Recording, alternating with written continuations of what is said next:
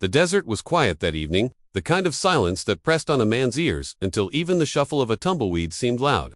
A low sun stretched shadows across the scrubland, tinting the horizon in gold and rust. It was then that a lone rider appeared, his horse moving with the steady rhythm of someone who had traveled far and had no plans of stopping.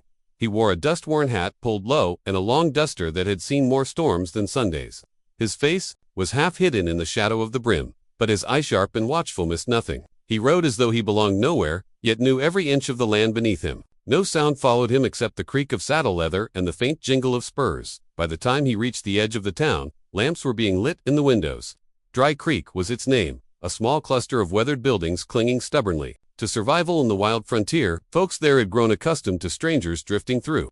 But this man carried a presence that made even the most hardened ranch hands pause. He didn't announce himself when he dismounted in front of the saloon. He tied his horse loosely, almost carelessly, though the beast stood still as a stone, trained to wait. Pushing through the swinging doors, the cowboy stepped inside. Conversations stilled. Cards were lowered.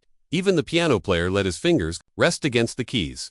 Something about the stranger carried weight and aura that said he'd seen more than most, and maybe done things best left unspoken. He ordered water, not whiskey, his voice quiet, almost lost in the creak of the floorboards. That choice drew murmurs. A man who drank only water in a saloon either had something to hide or a reason to stay sharp. Old Hank, the barkeep with eyes like a hawk and a shotgun under the counter, leaned in. "You ridin' through, stranger, or settlin' down?" The cowboy lifted his glass, his gaze never leaving the mirror behind the bar where he could see every man reflected.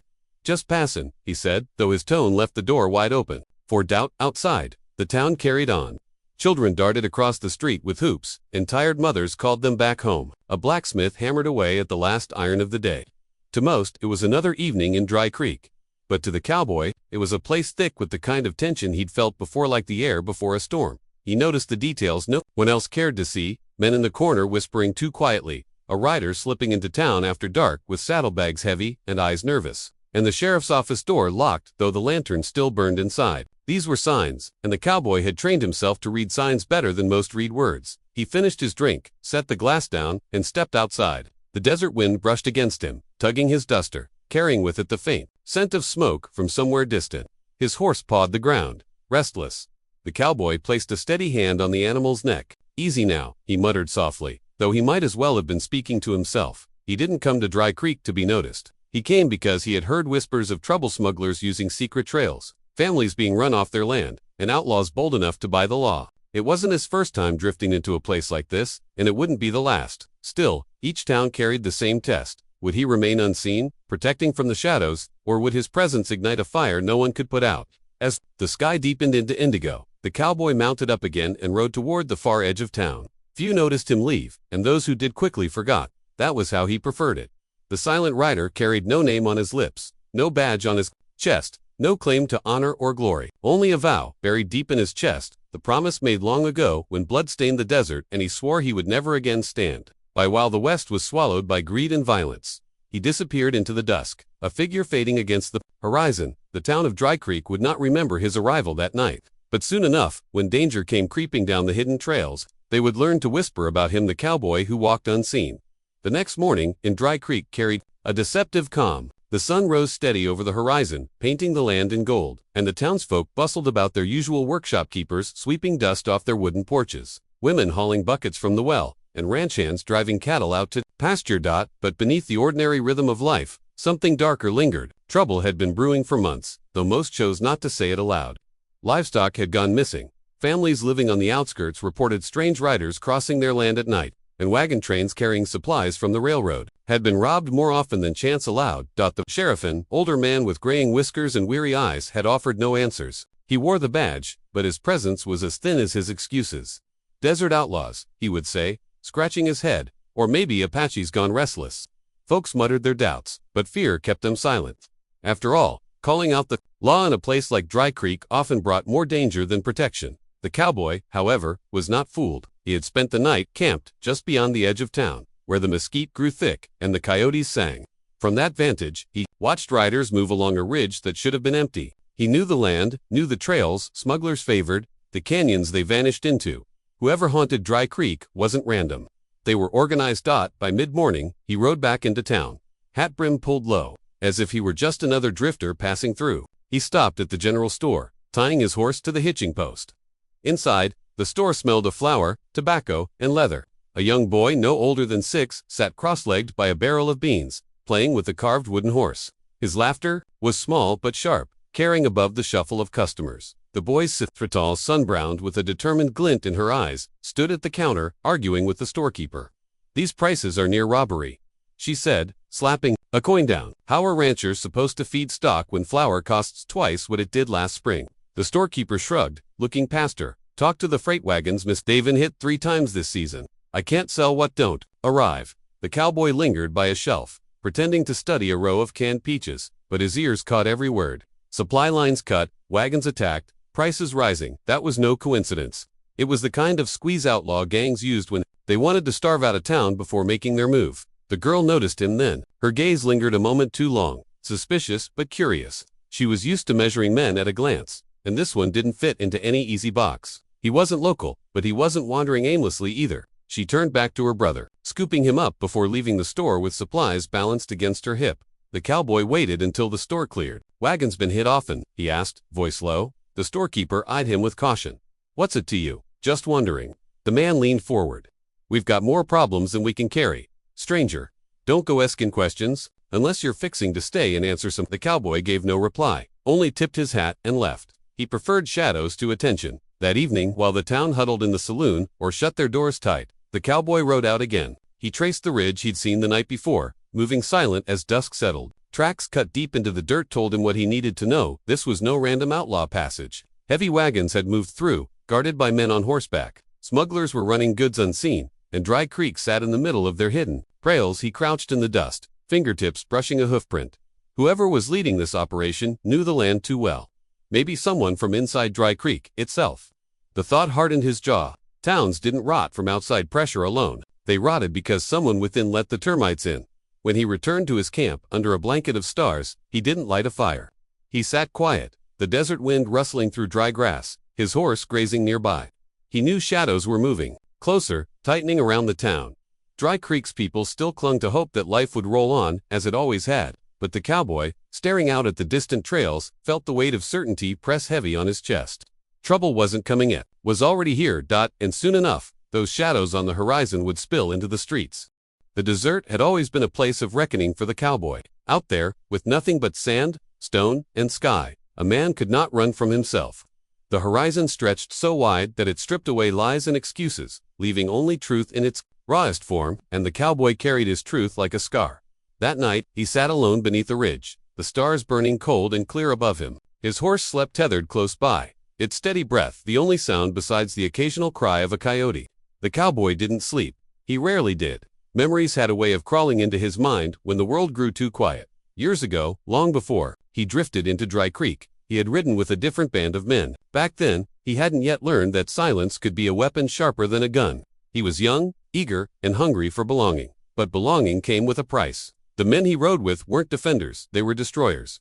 They robbed, burned, and left behind nothing but smoke and widows. The cowboy had tried to tell himself he wasn't like them, that he didn't fire the shots or strike the matches. But guilt isn't choosy. It stains every man who stands in the company of sin. The turning point came on a night when their gang raided a homestead out by the Rio Verde. The family had nothing but a cabin and a patch of corn, yet the gang demanded tribute. The farmer resisted. Shots rang out.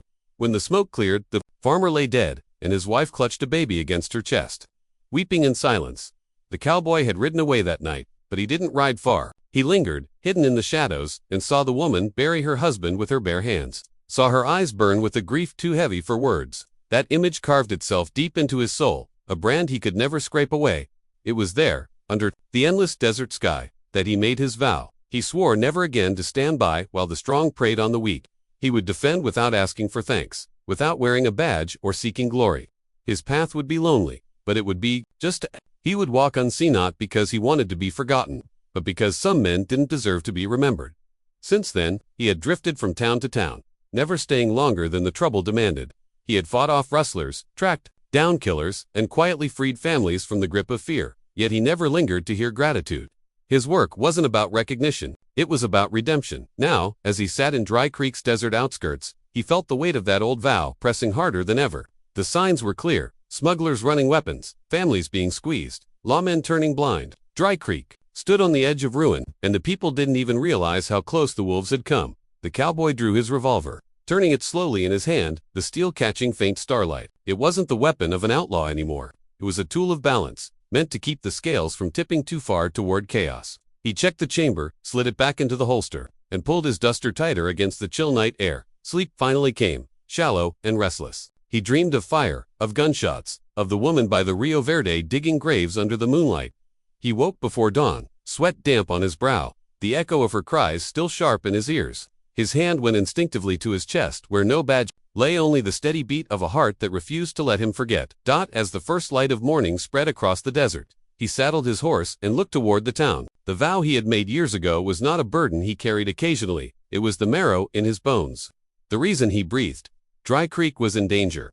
Its people might not know it yet, but he did, and because of that, his path was already chosen. He would walk unseen, as always. He would protect them, whether they welcomed him or cursed him, whether they remembered his name or never learned it. Because a man who has sworn an oath to the desert cannot walk away. And the cowboy knew his oath would be tested soon. By late afternoon, the heat of the day had eased, giving way to a dusky coolness. The cowboy rode along the edge of Dry Creek's ranchland, where fences leaned tired against the weight of the wind and cattle grazed in the fading light. He wasn't looking for company. He rarely did. But sometimes fate has a way of leading a man where he needs to be. It started with a cry, a thin, desperate voice carried on the wind. He pulled his horse to a stop, tilting his head. Another cry followed, this one sharper. Frightened, without hesitation, he nudged his horse toward the sound. Down in a shallow gully, half hidden by scrub and sage, he spotted a bueno, more than 6 or 7, scrambling against the dirt slope. The child's small hands clawed at the earth as he tried to climb, but each attempt slid him back down. A rattlesnake lay coiled, not far away, its body tense, its rattle buzzing a warning that chilled the air. The cowboy swung off his horse in one swift motion. His boots hit the dirt without a sound as he stepped down the slope, hand already on the revolver at his hip. The boy froze, wide-eyed, torn between fear of the stranger and fear of the snake. Easy now, the cowboy said, voice low and calm, the way one speaks to a spooked colt. He drew his revolver in a smooth, practiced arc. A single shot cracked through the gully, echoing sharp against the rocks. The rattlesnake jerked once, then lay still. The boy gasped, clutching at his chest. Dust smeared his cheeks, and his big, blue eyes, too innocent for the harshness of the desert, stared up at the man who had just saved him. You all right, son? The cowboy asked. The boy nodded slowly, still trembling. He scrambled up as the cowboy offered a steadying hand. The boy took it, small fingers clutching the gloved palm like it was the only safe thing in the world. They climbed out of the gully, together, and by the time they reached the top, a figure was racing toward them across the field. It was the boy's sister, the rancher's daughter he had seen in town. Her skirts were gathered in one hand, her hair coming loose as she ran, breathless with fear. Tommy, she cried, dropping to her knees to pull the boy against her. She looked him over, brushing dirt from his face, holding him tight as though to be certain he was real and safe. Only then did her gaze snap to the cowboy. Her eyes burned with suspicion, sharp as a blade. What were you doing with him?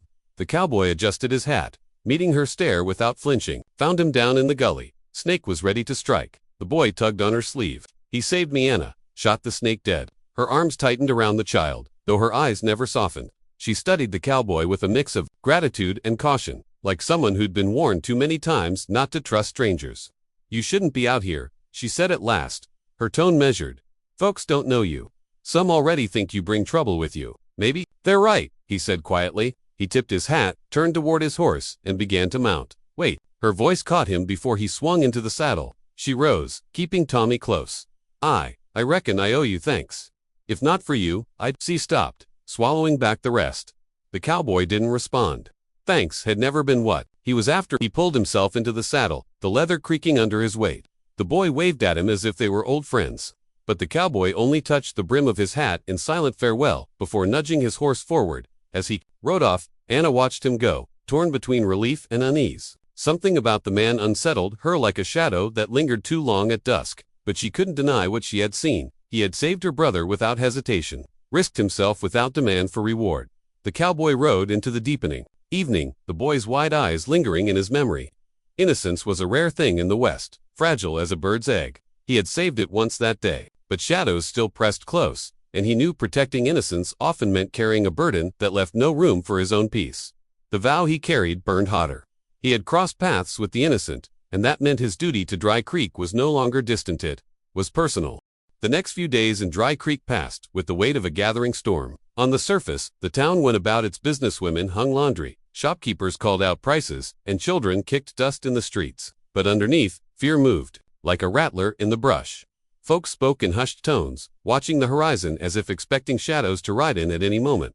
The cowboy kept to the edges of town, drifting between the saloon, the general store, and the open desert. He wasn't looking for company, but he couldn't ignore the tension thickening with each sunrise. Trouble was closing in. He could feel it by now. Word of his presence had spread. Strangers always stirred curiosity, but this one silent, watchful, never drinking more than water and settled people more than most. Some saw him as a blessing, others as a curse. And whispers, once they start, have a way of twisting faster than a desert wind. One evening, as lamps flickered to life in windows, and the saloon piano hammered out a lively tune, the cowboy entered town. He tied his horse outside the saloon, and stepped through the doors, the room quieting for half a breath before resuming its rhythm. He took his usual spot in the corner, ordered water, and listened. That's when he heard it. "He's one of 'em, I tell you," a voice hissed at a nearby table. Two ranchers hunched over their cards, one leaning close to the other. "Outlaws don't just come sniffing round for no reason. He's watching us, marking us." The other man frowned. "Maybe he's just drifting through." The first spat into his cup. "No, I seen him riding out at night, trailing the ridges. That ain't the habit of an honest man. That's the work of a scout." The cowboy sipped his drink, saying nothing. Accusations like these didn't surprise him. They were the price of walking unseen when you never explained yourself. People filled in the silence with their own fears. The whispers grew louder in the following days. At the blacksmith's, he overheard women muttering about stolen cattle, and how the stranger showed up just when the rustling started. In the mercantile, men spoke of a drifter who knew too much about hidden trails. Even children repeated rumors, their wide eyes turning suspicious when he passed. It didn't take long for the sheriff to catch wind. One afternoon, the cowboy found the lawman leaning against the post outside his office, arms crossed, jaw set. "Word around town says you're ridden with the same men you claim to be watching," the sheriff said flatly. The cowboy met his gaze without flinching. Words got a way of lying. The sheriff squinted, searching for something in the stranger's face. "You're either part of the problem or part of the answer. But a man who don't speak plain makes folks nervous. Nervous folks do foolish things." The cowboy tipped his hat, offering no defense. He had learned long ago that explanations rarely calmed suspicion. Actions were the only truth that mattered. That evening, as the sun sank low, he rode beyond town, drawn to the quiet of the desert. There, beneath the rising stars, he found signs of betrayal clear as day. Wagon ruts cutting deep into the sand. Campfires burned low and buried. Hoofprints leading back toward Dry Creek. Whoever was running the smuggling ring wasn't hiding far from town, and someone inside was feeding them the cover they needed. When he returned near midnight, he kept to the alleys and shadows. From a distance, he spotted the rancher's daughter closing the doors of the barn. The boy, Tommy, clutched a lantern, his laughter carrying faintly across the yard. Innocence still lived in them. But innocence was always the first thing corruption tried to strangle. The cowboy turned away, unseen once more. He could feel the walls closing in around him, townsfolk ready to brand him guilty, lawmen too weak to stand firm, and enemies circling closer on hidden trails. The whispers had begun. Soon, they would grow into accusations sharp enough to draw blood. And when that time came, the cowboy knew he would be standing alone, as he always had. But that was the path of his oath. To walk unseen, to bear the weight of betrayal, and to fight for those who doubted him most. The desert rarely gave up its secrets easily, but the cowboy knew how to listen to the land. Trails spoke in hoofprints, campfires whispered of meetings, and silence itself told him when danger was near. For days he had followed faint signs beyond Dry Creek, always returning before dawn, careful to keep his movements hidden. By the sixth night, his patience paid off. From a rise overlooking a canyon, he spotted lanterns glowing faint and low, shielded. To keep from drawing attention, through the shadows he counted them 6 riders, rough men with hardened faces, gathered around wagons heavy with crates. Their voices carried in the cool desert air, and though he couldn't hear every word, the pieces came together.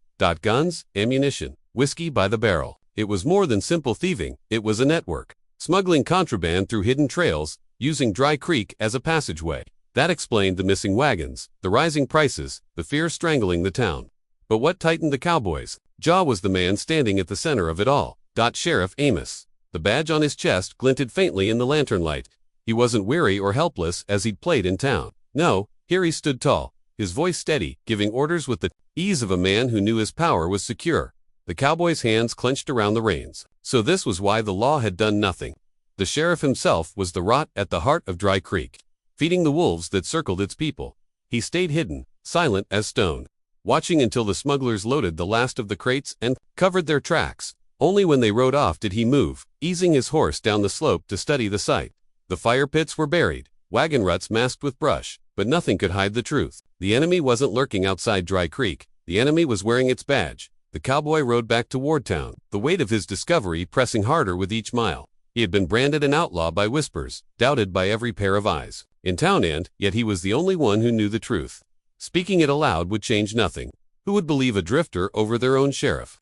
The thought gnawed at him until he reached the outskirts of town. There, by the wooden fence of her family's ranch, he saw Anna. She stood in the moonlight, brushing down a tired mare. Her brother Tommy sat on the fence rail, swinging his legs, humming a tune only children could know. The cowboy paused, unseen for a moment, debating whether to ride on. But Anna looked up, her eyes catching his in the silver glow. She didn't speak, but something in her gaze told him she had questions she couldn't voice around others. He dismounted. Stepping closer, "You've been watching the ridges," she said quietly, her tone cautious but not accusing. "Tommy told me. Folks say you're hiding something." "I am," he admitted. His voice was low, steady, but not what they think. Her brow furrowed. "Then what?" He hesitated, glancing at Tommy, who leaned in, eager to listen. "Your sheriff ain't the man you believed. He's leadin' the very men who bleed this town dry." Anna stiffened, disbelief flashing across her face. "Sheriff Amos? That can't be true." "Believe what you will," the cowboy said, his voice carrying the weight of certainty. "But I've seen it with my own eyes. The trails, the wagons, the men.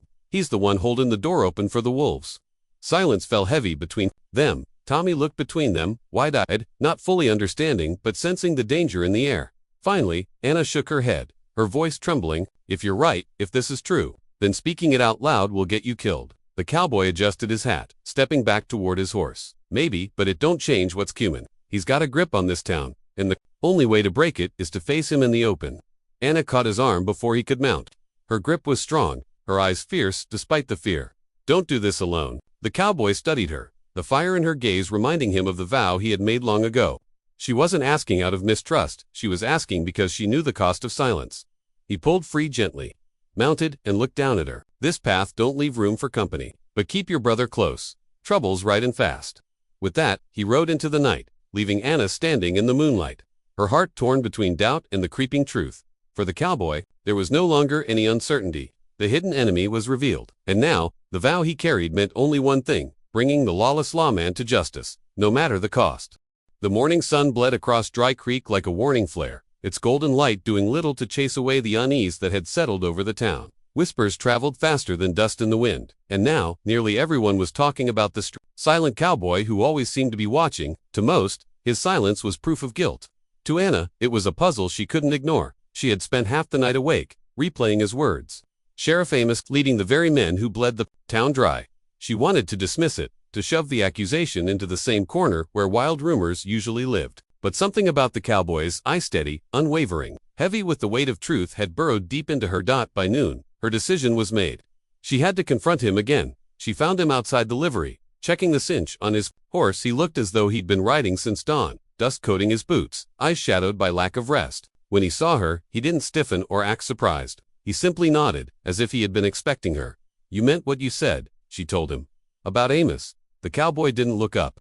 "I don't deal in lies." Anna crossed her arms, her voice sharp, though her heart thundered. "You realize how dangerous that claim is. If the sheriff catches wind of it, you won't live long enough to prove anything." He tugged the reins, his expression unreadable. "Danger don't scare me. Silence does." Her frustration broke. "Then let me help you. I've lived here my whole life. People trust me. If what you say is true, maybe I can." "Can what?" he cut in, his tone soft but unyielding. "Talk him down. Convince folks their sheriff's a wolf in a badge." "Words won't be enough, Anna. Men like Amos only fall when you drag their deeds into the light, and that takes more than trust. It takes blood." The harshness of his truth struck her, but she didn't back down.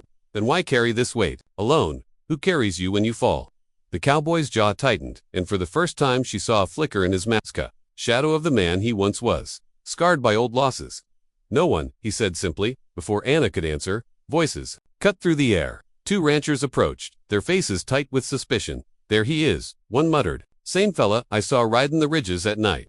The other narrowed his eyes. "Looks to me like he's fixing to ride out with more than dust in his saddlebags." The cowboy's hand shifted instinctively toward his holster, not to draw, but to be ready. Anna stepped between them, her stance firm. "You'll leave him be," she snapped. "He saved my brother's life. and I'll not hear another word against him." The ranchers hesitated. One spat into the dirt, muttering, "Ain't right, him lurking around like a ghost." But after another glance at Anna's fiery glare, they backed off, shuffling toward the saloon. Silence lingered after they left, heavy as a desert storm waiting to break. Anna turned back to the cowboy, her chest rising and falling. "I don't care what they say, I believe you."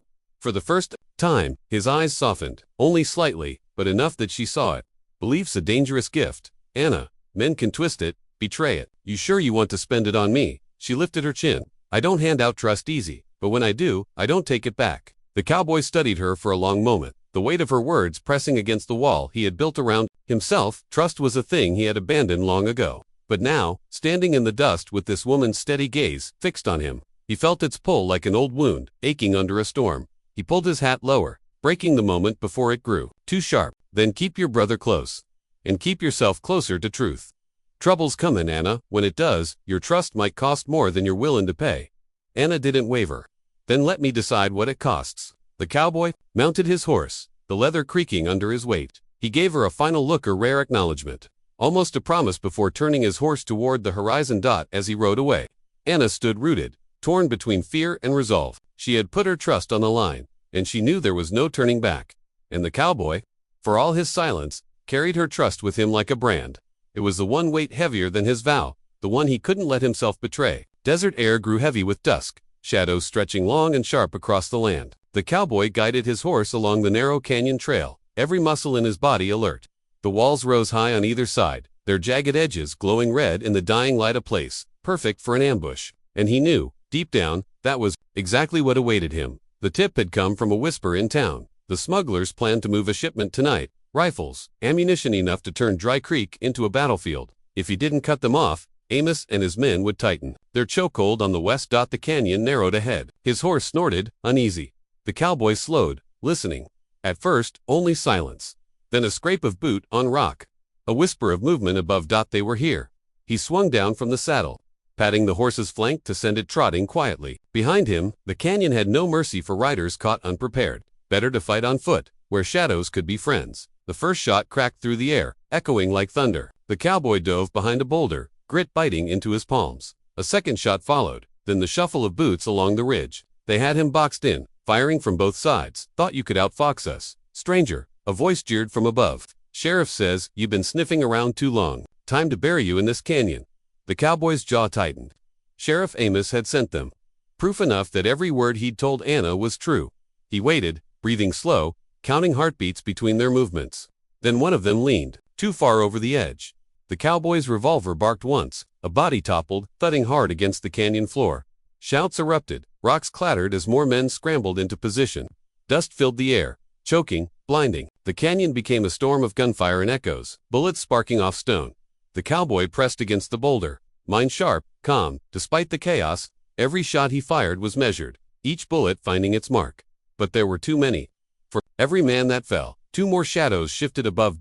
Then came the sound. He dreaded the sharp click of an empty chamber. He ducked low, reloading with steady hands, while bullets chipped away the stone around him. One grazed his arm, burning fire through flesh. He gritted his teeth, ignoring the pain. "Get down there." Amos's voice bellowed from the ridge. "Bring me his head." So the sheriff had come in person. That meant the shipment was close, hidden somewhere deeper in the canyon. If the cowboy fell here, everything would be lost. Boots thundered down the slope as two men charged, knives flashing in the dim light. The cowboy rose to meet them, his revolver snapping once, twice. One dropped instantly. The other slammed into him, blade slicing across his side. Pain flared white-hot, but he twisted, slamming the man into the rock until he crumpled, breath ragged. Blood warm against his shirt, the cowboy staggered back to cover. His vision blurred, but he forced himself, steady. He couldn't quit. Not here. Above. Amos's laughter rolled like thunder. "You're finished, stranger. No one's comin' to save you. This canyon'll be your grave." The cowboy raised his revolver, firing toward the voice. Amos cursed, ducking back. It wasn't a kill, but it was enough to silence his mocking. For a moment, the canyon stilled, only the whisper of wind, the ragged rasp of the cowboy's breath. He knew the fight wasn't over. More men were circling, waiting for darkness to finish what bullets couldn't. But he also knew one thing with iron certainty. He'd drawn their attention. Whatever smuggler's trail Amos was protecting, it was vulnerable now. If Anna or anyone else found the hidden cache, this sacrifice wouldn't be in vain. The cowboy pressed a bloodied hand against his wound, forcing himself upright. His silhouette stood defiant against the canyon wall, a lone figure refusing to fall. And in that moment, under the weight of shadows and gunfire, the legend of the unseen defender grew. He wasn't fighting for glory. He wasn't fighting for thanks. He was fighting so the West End, the people he could never truly call his own, would wake tomorrow free from chains they didn't even know bound them. The canyon roared again with gunfire, and the cowboy met it head-on, teeth gritted, revolver blazing. The ambush had been set to end him. But tonight, the unseen rider would carve his place into the canyon walls, not as prey, but as a defender who refused to yield. The canyon was silent at last. Smoke drifted in thin wisps from cracks in the rocks, mingling with the bitter tang of gunpowder. The cowboy leaned heavily against the stone wall, his revolver loose in his grip. His chest heaved with every breath, each one shallow, sharp with pain. Around him, the bodies of Amos's men littered the canyon floor. A battle hard won, but not without cost. His side bled steadily, the knife wound deep, his shirt soaked dark. Every step burned. Every breath reminded him he was fading. Yet there was no time to rest. Somewhere deeper in the canyon, beyond a narrow passage of stone, lay the hidden cache. Rifles, ammunition, supplies, meant to turn Dry Creek into a fortress of corruption. If Amos lived, if that shipment survived, the West would bow under his rule. The cowboy pressed forward. His boots scraped the dirt, leaving uneven tracks behind him. He passed through the canyon's throat until it opened into a cavernous hollow. There, half buried under tarps and crates, was the proof of Amos's treachery. Dozens of rifles gleamed in the starlight, filtering down through cracks in the canyon ceiling. Enough firepower to choke the frontier. A bitter laugh echoed from behind. "You should have stayed out, stranger." Sheriff Amos stepped from the shadows, revolver already raised. His face twisted with fury, dust and blood smeared across his coat. "You cost me men, you cost me time, but you won't cost me this." The cowboy turned, steady, despite the pain. He raised his revolver, though his hand trembled. His body screamed for rest, but his eyes burned with iron will. "You'll never own this land, Amos," the cowboy said, voice low. "Not while I still draw breath." Amos sneered. "Then let's end that breath." The two men fired almost as one. The canyon cracked with thunder. The cowboy staggered back, Amos's bullet grazing his shoulder. His own shot tore through Amos's chest, sending the sheriff stumbling, rage fading into disbelief.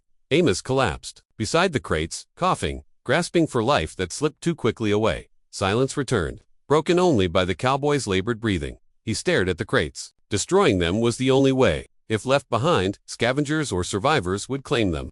The town would never be safe. He stumbled closer, striking a match with shaking hands. The flame wavered, small against the night sky, but bright enough. He dropped it onto the tarps. Fire licked greedily at the crates, then roared to life, consuming wood and gunpowder alike. The explosion ripped through the canyon with a deafening roar. The cowboy was thrown backward, landing hard against the ground. Fire climbed toward the stars, lighting the desert like daylight for a fleeting moment. When the dust settled, the cache was gone, reduced to ashes and twisted metal. The town was safe. The West would breathe free for another day. The cowboy lay still, staring at the sky above. The stars glittered, endless and cold, far removed from the blood spilled below. His chest rose and fell raggedly. He knew his body was spent. The wound in his side burned less now, not because it healed, but because his strength had nearly bled away with it. In the distance, faint shouts echoed. The townsfolk, among them, must have seen the fire, followed the trail. They would find the ashes, the truth of Amos's betrayal. They would know they'd been defended, even if they never fully knew by whom. The cowboy smiled faintly, a rare softness crossing his weathered face. He had walked unseen, and that was enough. His purpose had never been glory. It had been this moment, ensuring others could wake tomorrow unburdened by the chains of men like Amos. A figure appeared at the canyon's edge, running, calling his name.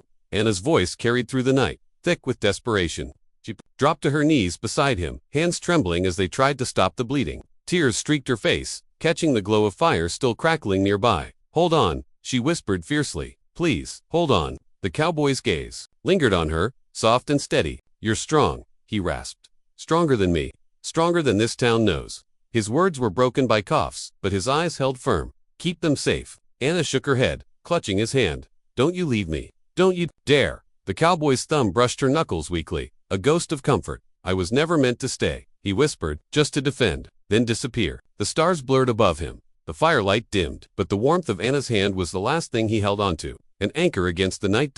And with one final breath beneath the boundless stars, the cowboy surrendered his sacrifice. The first rays of dawn crept over the horizon, painting the desert in shades of gold and rose. Smoke still rose from the canyon, where the battle had ended hours before, a dark reminder of the fire that had consumed Sheriff Amos's cache of stolen weapons.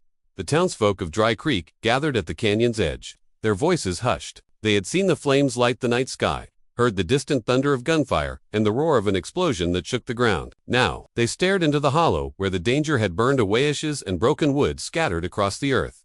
Among them, Anna stood apart, her hands still trembling, her eyes fixed on the spot where she had left him. She had begged, pleaded, prayed for him to open his eyes again. But the cowboy, the man who had walked into their lives from nowhere, who had carried the weight of shadows so they wouldn't have to lay still beneath the stars when dawn finally came. No one knew his name. No one knew from where he rode, or what had driven him to fight for strangers who had doubted him, cursed him, even accused him of being the enemy. But they knew one thing: Dry Creek was safe because of him. The mayor, pale and shaken, addressed the gathering. His voice cracked with something like shame. We called him an outlaw. We doubted him. Yet he gave his life to protect us from Amos and his men. He looked down, unable to hold the townsfolk's eyes. Perhaps we did not deserve him, but we will not forget him. A murmur of agreement swept through the crowd. Faces once hardened by suspicion now softened with respect. Children clutched their parents' hands, whispering about the cowboy who had fought in the night like some spirit of the West. Anna knelt in the dirt, her gaze never leaving the silent figure before her. She brushed a strand of hair from his brow, her heart aching with words left unsaid. You should have stayed, she whispered, though she knew he never could. Men like him weren't meant for peace or the comfort of hearth and home. They were meant for sacrifice, for carrying burdens others could not. The townsfolk built him a resting place on a quiet hill overlooking the valley. They laid him beneath a lone oak tree, its branches stretching wide like a watchful guardian. No fancy stone marked the spot, only a wooden cross, carved with a simple inscription, to the one who walked unseen, yet stood for us all. Days turned into weeks. The town began to heal. Without Amos's corruption, the people worked together to rebuild, to strengthen their defenses, to stand united as they never had before. Dry Creek began to prosper again, free from the shadow of lawlessness. Yet, as the seasons passed, whispers spread across the frontier. Travelers spoke of a silent rider seen at dusk, a man on a dark horse who drifted through the desert trails and vanished as quickly as he came. Some swore they saw him near river crossings, watching unseen when bandits threatened wagons. Others claimed he walked among mountain passes at night, guiding lost travelers to safety before fading into the mist. Children in Dry Creek grew up hearing the tales. They played at being the unseen cowboy, pretending to ride in and save the town from bandits, always vanishing before the thanks could be given.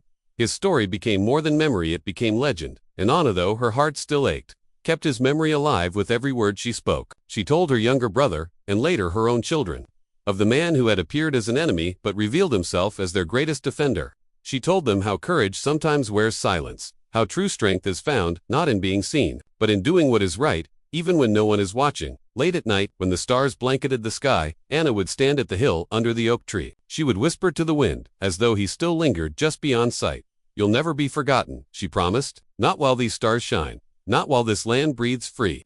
And so the cowboy lived on. Not in name, carved in stone. Not in songs sung loudly in saloons, but in the quiet strength of a town reborn. In the whispered tales carried from one dusty trail to the next. He remained what he had always been, a shadow. A guardian, a sacrifice beneath the endless sky. The cowboy who walked unseen.